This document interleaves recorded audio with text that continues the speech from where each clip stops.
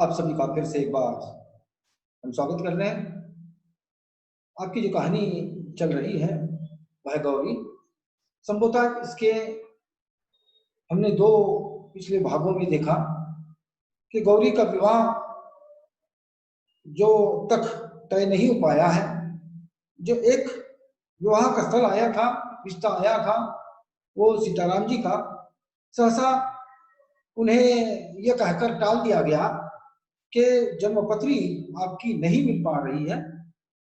और फिर अब दूसरा जो है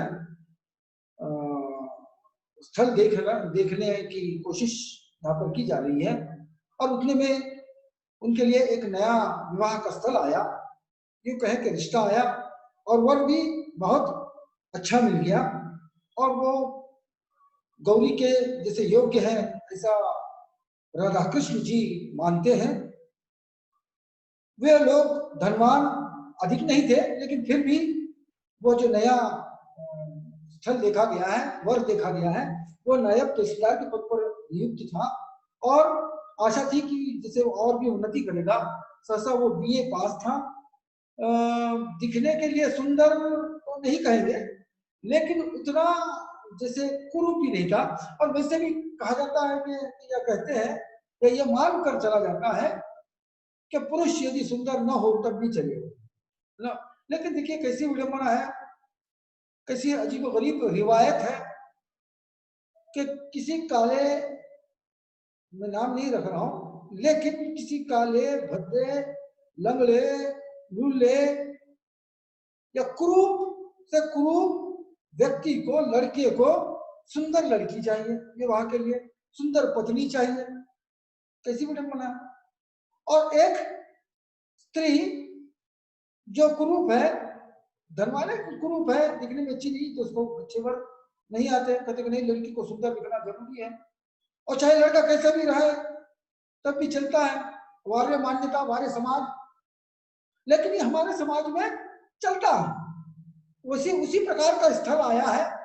लड़का नायब तहसीलदार है, पद पर है, नौकरी के लिए आज भी हम देखते हैं, पूछा जाता लड़का क्या करता है तो कहता सरकारी नौकरी है। अरे वाह, लड़का कैसा है क्या है नहीं देखा जाता, लेकिन ये लड़का है, नायब तहसीलदार है, भरा पूरा परिवार है, रिश्ते नाते हैं, माँ बाप है, सब कुछ, बहुत सारे लोग हैं, लेने देने की यहाँ पे कोई झंझट नहीं थी। क्योंकि हमने ये भी देखा है अक्सर रिश्ते इस पर से भी टूट जाते हैं कि दहेज कितना दोगे। जिस लड़के ने अपने जीवन भर 2 से 5 हजार के ऊपर का कोई कपड़ा पहना नहीं हो, वो जोड़े के रकम के लिए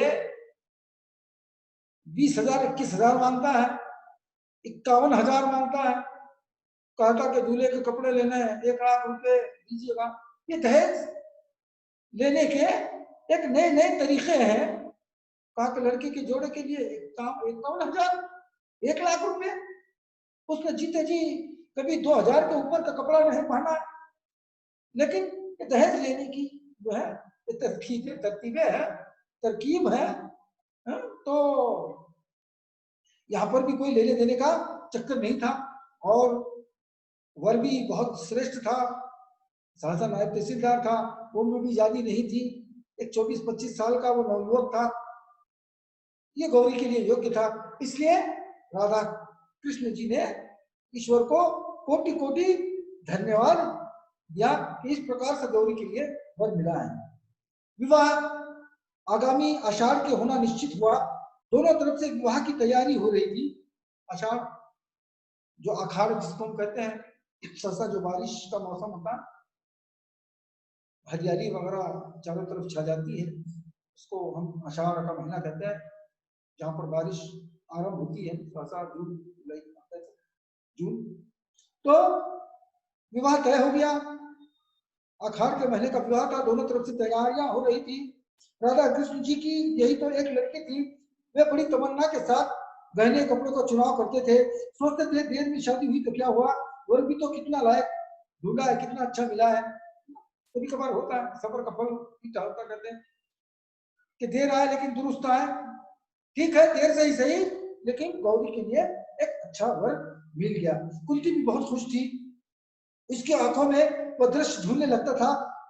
उसका दामाद छोटा साहब हो गया है, बेटी दामाद छोटे छोटे बच्चे के साथ उससे मिलने आए हैं, किंतु बच्चों की बात सोचते ही उसे सीताराम जी के दोनों बच्चे तुरंत याद आ जाते हैं और आ जाती है उनकी बात। बच्चों की देखरेख करने वाला कोई नहीं, लेकिन होता क्या है कि यहाँ पर सभी खुश हैं, सभी खुश हैं, कुंती भी खुश है, लेकिन जैसे ही जब बोली कि हाँ मेरी बेटी दामाद अच्छा मिल रहा है, मिला या बेटे वगैरह होंगे, अचानक उनको जो है उनको छोटे छोटे बच्चों की याद आ जाती है। किसके, कौन से छोटे बच्चों की याद आती है? वो सीताराम जी के जो बच्चे थे जो देखने आए थे। हाँ? लेकिन फिर वो सोचती है अरे उससे हमको क्या, वो तो गौरी के थोड़े ही थे, वो तो उनके थे, लेकिन फिर भी रह रहकर उतना ही याद आता, कितने सुंदर बच्चे थे। हाँ, लेकिन फिर अरे नहीं नहीं वो गौरी के थोड़े ही थे जैसे। पर गौरी जो है उन्हीं बच्चों में खोई रहती थी, और फिर जो है वो जो त्याग की भावना, वो जो महापुरुष की भावना, गौरी थोड़ा सा जो है उधर ही सोच रही थी कि सीताराम जी है ना बेचारे, कितना बड़ा आदमी है, कितना बड़ा देशभक्त है, कितना बड़ा त्याग है उनके हृदय में। और फिर वो सोचती है नहीं तो ये बीए पास करने वाले लोग बहुत सारा रिश्वत लेते हैं, पैसे लेते हैं, बदनाम होते हैं, अय्याश होते हैं ना। वो मन ही मन तुलना करने लगती है। कौन? गौरी। एक और देशभक्त है, त्याग है, बलिदान है, और एक और ये बीए पास है जो तहसीलदार बन जाते हैं और फिर क्या है जो गवर्नमेंट या ब्रिटिश गवर्नमेंट के अधीन हो जाते हैं, तो गुलाम बन जाते हैं, गुलामी की जिंदगी जो है बसर करते हैं। लेकिन क्या करेंगे, माता पिता तो यही चाहते हैं कि बेटी खुश रहे, धनवान लोगों के पास रहे, लेकिन कोई वास्तविकता कोई नहीं चाहता है। वो चाहती थी गौरी कि अपने पिता से कहे कि नहीं मुझे नहीं चाहिए ऐसा पति, भले ही तहसीलदार है लेकिन किसी का गुलाम है। ये गुलाम और ब्रिटिश गवर्नमेंट के अंतर्गत ही ये लोग पद भरते थे, तो पद पर काम करते थे। कहती थी मुझे ऐसा वर्ग नहीं चाहिए जो गुलाम है, लेकिन क्या करें, नहीं कह सकती, वही लोक लाज ना। वो बहुत चाहती थी कि कह दे कि नहीं मुझे नहीं चाहिए ऐसा पति जो दूसरी की गुलामी करे, जो पैसा कमाए खाए। कमाए का तात्पर्य क्या है कि रिश्वत से है, रिश्वत ले, ऐसा नहीं चाहिए। लेकिन वो कह नहीं पाती थी ना। और जैसे जैसे शादी की तारीख, विवाह समय, विवाह की तिथि नजदीक आती थी, वैसे वैसे जो है गौरी की चिंता और भी बढ़ जाती थी। वो उन्हीं बच्चे में खोई रहती थी ना कि क्या होगा अगर फिर से कुछ हो गया और वो चले गए तो बच्चे का क्या होगा। कितने अच्छे बच्चे थे, कितने अच्छा आदमी था, कितना देशभक्त, कितना सीधा सरल व्यक्ति है ना। कोई खोट उसके मन में नहीं है, जैसे दिखाई देता है वैसे अंदर से भी है, इनका क्या पता, ये तहसीलदार लोग है ना। लेकिन वो कह नहीं पाती है। विवाह की निश्चित तारीख से 15 दिन पहले ही एक दिन एकाएक तार आया। उसमें क्या हो गया कि विवाह को केवल 15 दिन रहे थे, और 15 दिन जब रहे हैं उसके बाद अचानक इनको तार आ जाती है, टेलीग्राम जिसको कहते हैं वो आ गया। उसमें लिखा था कि तहसीलदार साहब के पिता का देहांत हो गया, इस मृत्यु के कारण विवाह साल भर के लिए टल गया। गौरी के माता पिता बड़े दुखी हुए, किंतु गौरी के सिर पर से जैसे चिंता का पहाड़ हट गया। अचानक तार आ गई है, टेलीग्राम आया है। क्या है कि टेलीग्राम में लिखा है कि तहसीलदार साहब के पिता का देहांत हो गया है, इससे साल भर शादी नहीं होगी। हिंदू मान्यता के अनुसार यदि किसी के घर में मृत्यु होती है नजदीक की व्यक्ति की, तो साल भर कुछ विवाह वगैरह इस प्रकार के कार्यक्रम जो आनंदोत्सव जिसको कहा जाता है, कहलाता है, वो आप नहीं कर सकते, नहीं ले सकते, क्योंकि ये अच्छी चीज नहीं होती है हिंदू मान्यता के अनुसार। इनको तार मिला कि एक साल भर विवाह नहीं हो सकता है। गौरी जैसे गौरी के माता पिता तो दुखी हुए, लेकिन गौरी ने जो है सांस ली, गहरी सांस ली, और जो है उसकी चिंता, जैसे चिंता का पहाड़ उसके सर पे से मानो हट गया हो। इसी बीच सत्याग्रह आंदोलन की लहर सारे देश में बड़ी तीव्रता से फैली और उतने में ही क्या हो गया कि आंदोलन, जैसे हमने पहले कहा था कि आंदोलन जो है या आंदोलन की आग पूरे शहर शहर फैल गई। कौन से आंदोलन की? स्वतंत्रता संग्राम की, देश के आजादी के जो आंदोलन चल रहे थे महात्मा गांधी के विचारों को लेकर, उनके नेतृत्व में ना शहर शहर गिरफ्तारियां हो रही थी। अंग्रेज जो सिपाही है, वो सरकार है, कई लोगों को गिरफ्तार कर रही थी, किसी को मार रही थी। और फिर क्या हो गया कि कहीं लाठीचार्ज हुआ, कहीं सरकार ने 144 धारा लगाई, दो से चार लोग इकट्ठा रहा है। ये जुल्म जो है ब्रिटिश गवर्नमेंट कर रही थी और लोग लेकिन मान नहीं रहे थे। लोग जो है आजादी चाहते थे, स्वतंत्रता चाहते थे। लोग भी जो है इस आंदोलन में, इस स्वतंत्रता या स्वाधीनता के आंदोलन में कूद पड़े। कई गिरफ्तारियां हुई और गौरी को इसी बीच काफी चिंता होगी। किसकी चिंता? हाँ, तो सीताराम की नहीं, बल्कि सीताराम के बच्चों की चिंता। तो लोग कहकर गए थे कि बूढ़ी काकी थी बेचारी, वो भी चली गई, और फिर मैं किसके भरोसे पे इन बच्चों को छोड़ू, इसलिए मैं क्या करना चाह रहा हूँ, ऐसा कहा था उन्होंने। अचानक उनको जो है, उसको गौरी को बच्चे की याद आ गई। जब से सत्याग्रह संग्राम छिड़ा था तभी से उसे फिक्र होने लगी थी, जाने कब सीताराम जी गिरफ्तार हो जाए और फिर ये बच्चे बेचारे, उन्हें कौन देखेगा। रोज का अखबार ध्यान से पढ़ती, कानपुर का समाचार तो और भी ध्यान से पढ़ती। सहसा सीताराम जी कानपुर के रहने वाले थे, ये रोज अखबार पढ़ती, विशेषकर कानपुर का या कानपुर शहर का जिस समय जिक्र होता या कोई समाचार कानपुर से संबंधित होता, ये गौर से पढ़ती।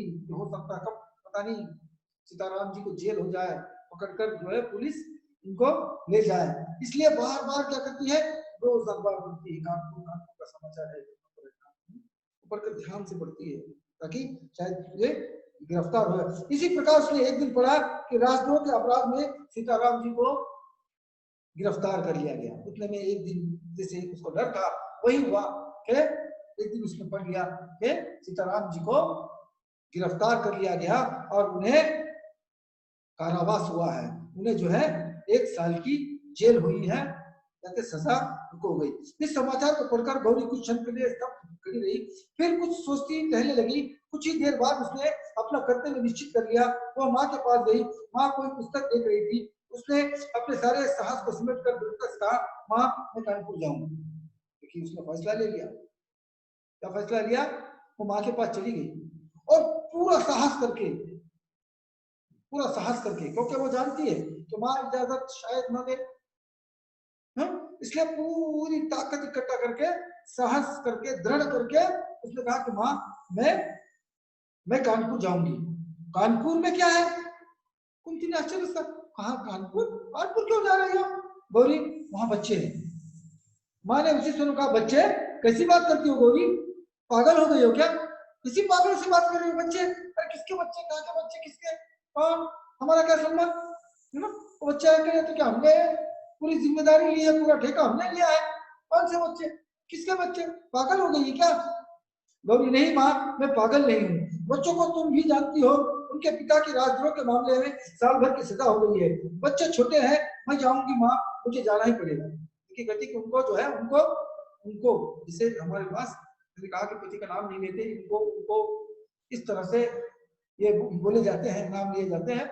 गति कि इनको मतलब सीताराम जी को राजद्रोह के मामले में सजा हुई है, जेल हुई है, कारावास हुआ, और वो बच्चे बेचारे अकेले हैं, छोटे हैं, इसलिए मैं वहां पर जाऊंगी। गौरी के स्वभाव से उनकी भली बात परिचित थी। वो जानती थी कि गौरी जिस बात का हट करती है, जिद करती है, वो कभी छोड़ती नहीं। अतः वो सहसा वो गौरी का विरोध न कर सकी। बोली, पर तेरे बाबूजी बाहर गए हैं, उन्हें आ जाने तो दो। कहती हाँ ठीक है। वो कुंती जो है अपने बेटी को अच्छी तरह से जानती है, काफी जिद्दी स्वभाव की गौरी है, और वो जानती है कि ये मानेगी नहीं, है ना।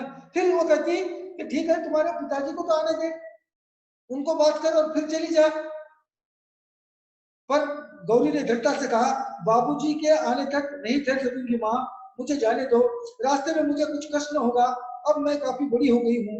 और उस दिन शाम को वो नौकर के साथ गौरी कानपुर चली गई।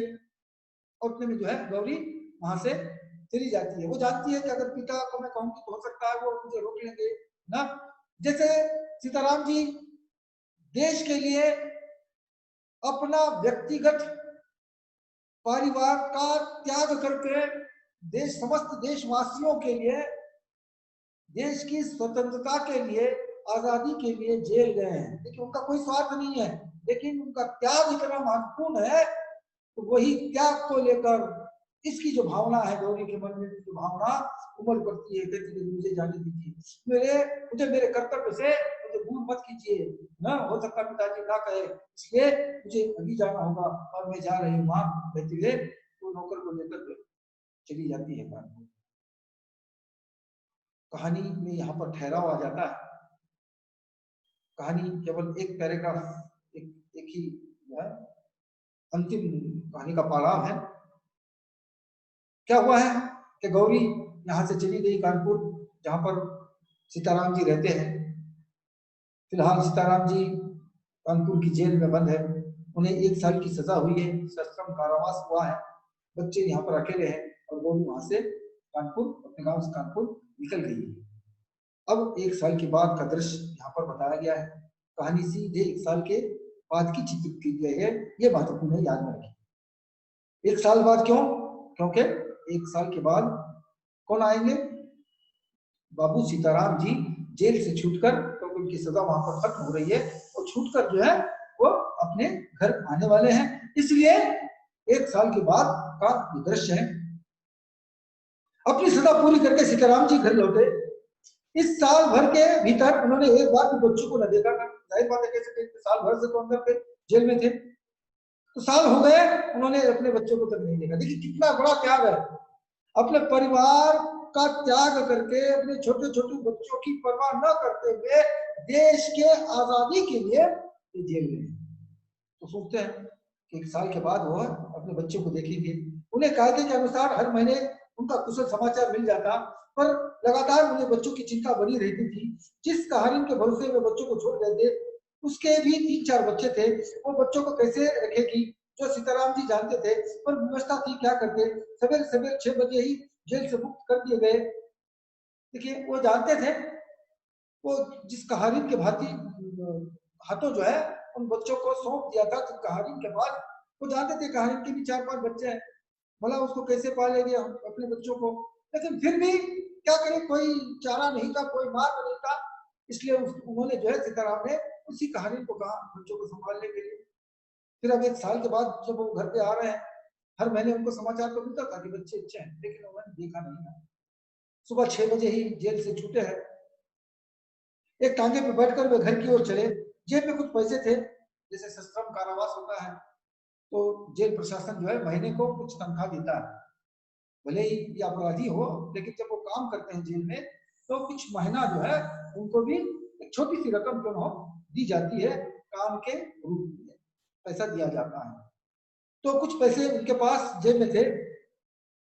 एक जगह गरम गरम जलेबियां बन रही थी, बच्चों के लिए थोड़ी सी खरीद ली। घर के दरवाजे पे पहुंचे और कहा कि जिससे बच्चे इतनी देर से बैठे हैं, और बच्चे हैं छोटे बेचारे, क्या लेकर आए, क्या आए पूरा दिया। उसने सोचा कि गरम गरम जलेबी बन रही है, उसको मैं ले लूं। तागा किया, जलेबी ले ली और घर के दरवाजे पर वो पहुंच गए। अब देखिए यहाँ पर उनको पता नहीं है, उनको पता नहीं है घर की हालत क्या है। जबकि हमने इससे पहले कहानी के मतलब भी पहले हमने देखा कि 1 साल के बाद की कहानी है। 1 साल पहले ही गौरी कानपुर आई ना, अपना गांव छोड़कर, अपने माता पिता को छोड़कर इन बच्चों को संभालने के लिए वो जो है गौरी कानपुर आई है, सहसा इस सीताराम के घर आई। लेकिन इस बात का पता सीताराम जी को नहीं है। वो दरवाजे पर पहुंचे, दरवाजा खुला था, परेशान हो गए, दरवाजा खुला है। घर के अंदर पैर रखने में हृदय धड़कता था, न जाने बच्चे किस हालत में होंगे, घर की हालत कैसी होगी। 1 साल के बाद आए, जैसे 2-5 महीने हम भी गाँव जाते हैं तो हमारे घर की हालत क्या हो जाती है ना, रख रखाव, धूल वगैरह या इस तरह से गंदगी फैल जाती है। उसने सोचा, घर का दरवाजा पुलिस में खुला था, देखा कि यार क्या बात है, कुछ परेशानी दिन के बाद जैसे घर पर आए, घर के अंदर पैर रखने में धड़कन महसूस होती थी। न जाने बच्चे किस हालात में होंगे, वे चारों की तरफ चुप चुप के घर में घुसने लगे। वो जो है देखा कि न जाने बच्चों की हालत क्या होगी, वो चोरों की तरह हल्लू हल्लू जैसे चोर आता है उस तरह से देखना चाहते थे कैसे क्या, वो चोर की भांति धीरे धीरे अंदर पैर रखते गए। परंतु यह क्या, जैसे ही देखा अंदर दरवाजे के अंदर दाखिल हुए, देखा कि आंगन में बहुत अधिक साफ सफाई है ना, इतनी अच्छी साफ सफाई है। वो परेशान हो गए कि क्या है, आंगन पहुंचते ही गए ठेठे से रह गए। फिर जरा आगे बढ़कर उन्होंने देखा, जैसे इतना सुंदर ऐसा आंगन रख रखा हुआ। जैसे ही वो आगे गए, उन्होंने बढ़कर देखा कि आगे, अरे आप सीताराम। जैसे ही आगे चले गए, आंगन में अंदर घुसे, उतने में अंदर में प्रवेश करते साथ ही उनको सामने कोई दिखाई दिया। कोई दिखाई दिया मतलब कौन थे, कौन थी? जी हाँ, गौरी वहां पर सामने खड़ी थी। उनके बच्चे को संभालने के लिए वो वहां से इधर आई थी और मन ही मन सोचा था कि मैं विवाह करूंगी तो ऐसे ही पुरुष से जो देशभक्त हो, जिसमें त्याग की भावना हो, जो देश से प्रेम करता हो, जिसमें बलिदान की भावना हो। तो जैसे उसने देखा, अरे आप, गौरी ऋषि झुककर उनकी पद धूलि को अपने माथे से लगाया। उतने में गौरी ने भी इसे आगे बढ़ा ना, आंचल को संवारते हुए उनके पैरों की पद धूलि यानी उनके जो है वह पैर की धूल को जो है अपने माथे पर लगा दिया। मानो जैसे सिंदूर लगाते हैं, जो विवाहित स्त्री अपने पुरुष के जैसे पांव छूती है और जो है तो सुहाग को अपने जैसे सामने देखकर जिससे सुहागन स्त्री करती है, उस प्रकार से गौरी भी वहां पर आचरण करती है। सहसा यहाँ पर कहानी जो है समाप्त हो जाती है। कहानी बिल्कुल सीधी और सरल है। जो सुभद्रा कुमारी चौहान एक ऐसी महिला कथाकार है जो महिलाओं के मन के मनोविज्ञान को अच्छी तरह से जानती है। उसी को आधार बनाकर गौरी के माध्यम से एक एक युवती जिसकी अनोखी देशभक्ति का प्रमाण जो है या उसका चित्रण अत्यंत सुंदरता से इस कहानी में किया है। मैं समझता हूँ कहानी आपको अच्छी तरह से समझ में आ गई होगी।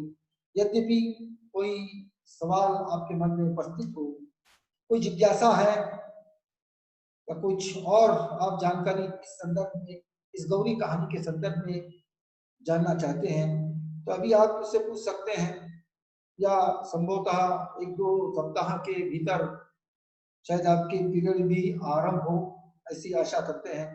उस समय भी आपको समय यदि मिल जाता है तो इसका और पुनरावलोकन मतलब इसको रिवाइज हम इसको पढ़ाएंगे। फिर मिलते हैं एक और दिन एक नए कहानी के साथ। तब तक मुझे दीजिएगा इजाजत। धन्यवाद।